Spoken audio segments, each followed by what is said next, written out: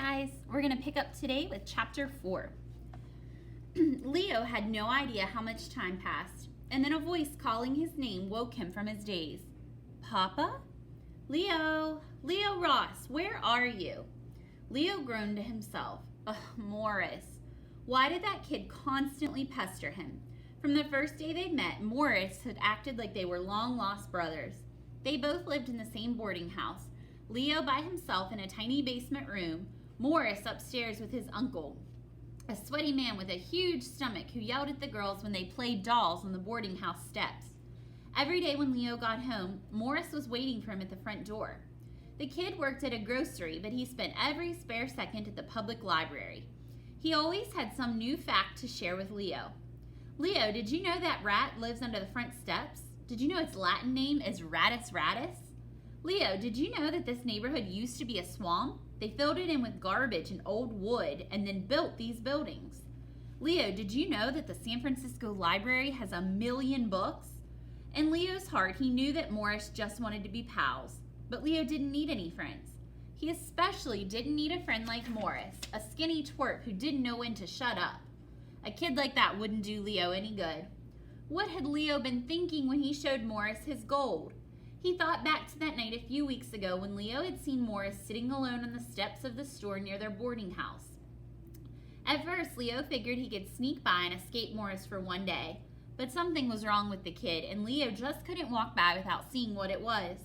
It took Leo some time to get Morris to spit out what was wrong, that his uncle was hardly ever home, that he spent all of their money, including the few dimes a day that Morris earned at the market.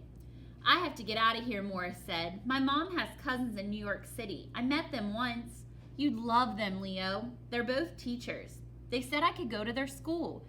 They always said I was welcome there anytime. Why don't you just go, Leo said. Then finally, Leo could live in peace. How, Morris said.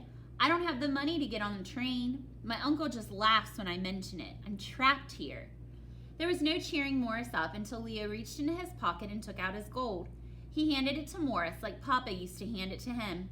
Morris's eyes almost popped out of his head. Leo told him about Grandpa and how people laughed when he used to talk about one day crossing the wild country by himself. Of course, Leo knew that Morris was nothing like Grandpa, but the story worked like a charm.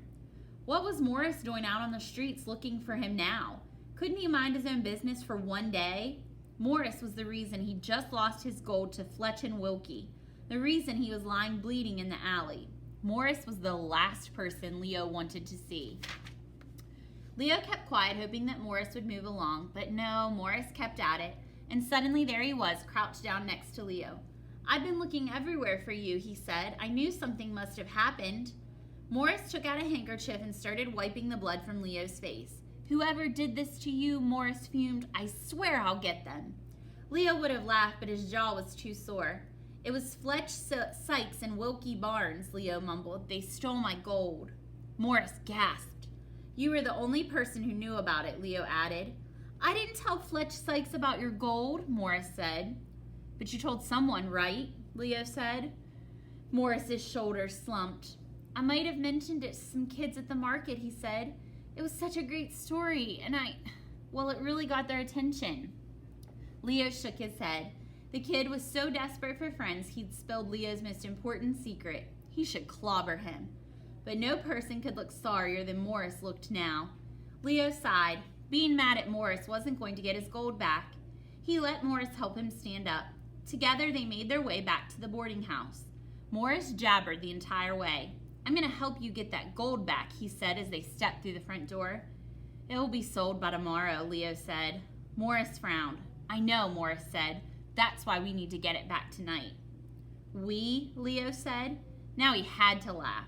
Morris really thought he stood a chance next to Fletch and Wilkie? Of course they won't just give it back, Morris said, ignoring Leo's question. We have to trick them somehow. Leo looked at Morris, and right then, Morris didn't look like such a skinny little twerp. There was a look on his face, a thoughtful and stubborn kind of look, that reminded Leo of the way President Roosevelt appeared on the front page of today's paper. The only thing missing was the bushy mustache. But what did Morris really know about the world? There were no books in the library about kids like Wilkie and Fletch. Leo thanked Morris, and before Morris could say another word, Leo hurried down to his tiny basement room, slamming the door behind him. Leo sat down on the flea-bitten horse blanket that he used as a bed. He rubbed his sore jaw, and his stomach grumbled. The best thing, he realized, would be to close his eyes, go to sleep, and forget about this day. He closed his eyes, but kept thinking about what Morris had said. We could trick them. The words had wormed their way into his mind. Finally, Leo sat up and lit a candle. Maybe Morris was onto something. Of course, Leo couldn't make those two goons hand over the gold, but maybe there was a way to trick them, like the way Grandpop had tricked the grizzly bear. Leo could hear Papa's voice now in his mind telling the story. It was 1849 and Grandpop was only 16 years old. Gold had been discovered in a stream bed in Northern California, and Grandpop was heading west to make his fortune. It had been a tough journey. He'd been held up by bandits near St. Louis. He came this close to getting bitten by a 4-foot-long rattlesnake in the Indian Territory. Finally, he'd made it high into the Rocky Mountains. It was rough country, but beautiful too, with streams as blue as the sky and fields of wildflowers that stretched out like rainbows. The sun was setting and Grandpop had made his camp and built his fire. He got up to fetch some wood for the night. He was coming back over the hill when he saw an enormous bear. 3 times the size of a man, Papa would say, stretching his arms up to the ceiling. The bear rose up and roared at Grandpop, bearing enormous teeth.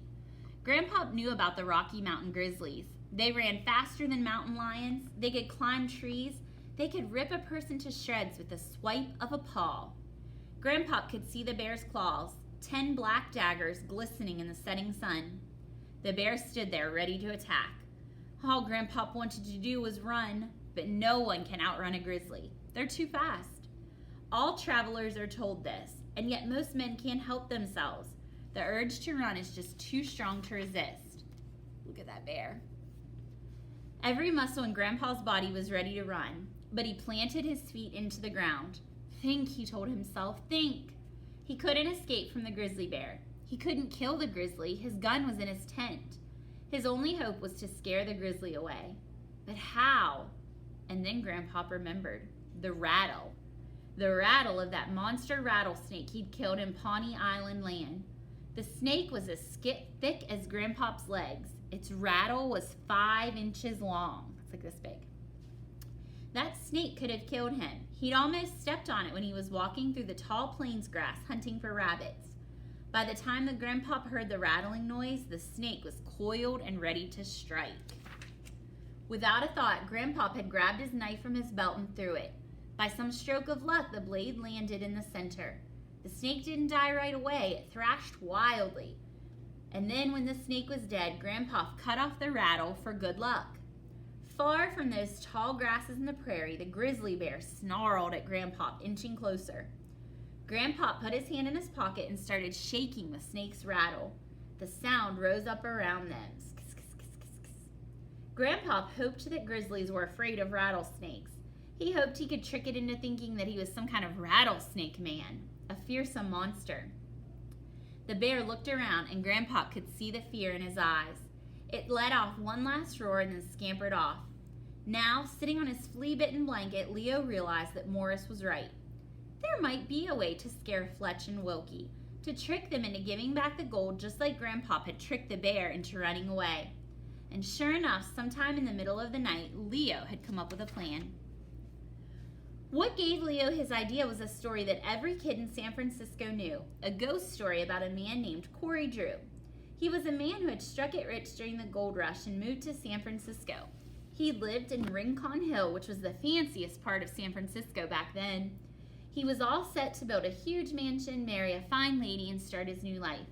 Then one night, walking up Rincon Hill, he was robbed. The people were never found, but old-timers said that his ghost still haunted the streets of that neighborhood. Leo wasn't afraid of Corey Drew. Some kids were scared to be on Rincon Hill after dark. There was even a creepy rhyme about it, which every kid in San Francisco knew as the ABCs. On Rincon Hill, way up high, there lived a man who could not die. Corey Drew is watching you. Corey Drew, late at night, shine no light, or you just might die of fright. Leo knew that Fletch and Wilkie weren't afraid of him or any other kids. They weren't afraid of the police, but maybe, just maybe, they were afraid of the idea of a ghost. Leo's idea was to make Fletch and Wilkie believe that Corey Drew had come to get them. Leo had a tattered old hat of Papa's. He had a tin of flour which he would rub on his face for a scary look. He had a candle which he would hold under his chin to give himself a ghostly glow. He'd talk in a low whisper. "Give me my gold," he'd say. With their eyes full of sleep, hopefully Fletch and Wilkie would believe they really could be looking at a ghost, and they'd be just scared enough to hand over the gold nugget. Leo knew it was a crazy idea for sure, but no crazier than scaring away a hungry grizzly bear with a rattlesnake. It was past 4:30 a.m. when Leo set out for Rincon Hill. He decided to go close to sunrise. He needed darkness for his plan to work. But in case something bad happened with Fletch, Leo wanted there to be some people out on the streets. He'd know right away if Fletch and Wilkie were falling for his trick, and if they didn't, he'd have to get away quickly. But Leo didn't see a soul as he walked through the narrow streets towards Rincon Hill. He heard some curses from the alleys. Gamblers, probably. A baby's cry sounded from an open window, and a milk wagon rattled by. But the streets were deserted, except for the dogs. They seemed to be everywhere Leo looked, darting in and out of doorways, sprinting across the street. Their howls and barks filled the air. Ow! He'd never heard such a sound before. He wondered what was upsetting the dogs. Papa had said that Grandpop always listened to the cries of wolves. They always know when there's danger around. Did the dogs know something that Leo didn't? Were they trying to tell him he should run home? Don't be silly, Leo told himself. Maybe the dogs howled like this every night when Leo was fast asleep. He was letting the darkness get to him. He reminded himself of something Papa always said. Brave people got spooked all the time. What made them brave was that they didn't let their fear stop them. Leo thought of the noises Grandpop would have heard in the Rocky Mountains. The screams of mountain lions and the screeches of owls. Had Grandpop let those sounds scare him off? No! He kept moving forward, and so did Leo. Rincon Hill wasn't fancy anymore. Most of the big mansions had been turned into boarding houses. Other streets were lined with little wooden houses, all crammed together like teeth in a crooked smile. Leo reached the corner of Essex and Folsom and saw a beaten-up building. The roof was half caved in, and the huge chimney loomed against the black sky. The front window was shattered, and the front door was hanging off its hinges. Was this the place? It had to be, he decided. The other buildings were just regular houses. Leo stood on the steps, knowing that he could lose his nerve at any second. He took a deep breath, pushed aside the front door, and slipped in. He lit his candle and held it in front of him. He'd always imagined Fletch and Wilkie's hideout would be like a pirate den. He pictured velvet couches and fine rugs stolen from mansions. But the place was a dump. There were broken chairs and tables piled in one corner and garbage heaped in the other. The air was cold and damp, and it stunk like trash and rats. He saw two shapes sprawled across the floor at the back of the saloon. Leo crept closer. It was Fletch and Wilkie, fast asleep. They didn't even have an old horse blanket to share. They had covered themselves with newspapers. Amazing, Leo thought. This place is worse than his boarding house. He looked around, hoping that maybe he'd see his gold nugget. No gold. Gathering up every ounce of courage he'd ever had, he put the candle under his chin. He closed his eyes and thought of Grandpop. "Give me my gold," he whispered, and then louder. "Give me my gold." We'll pick up tomorrow with the rest.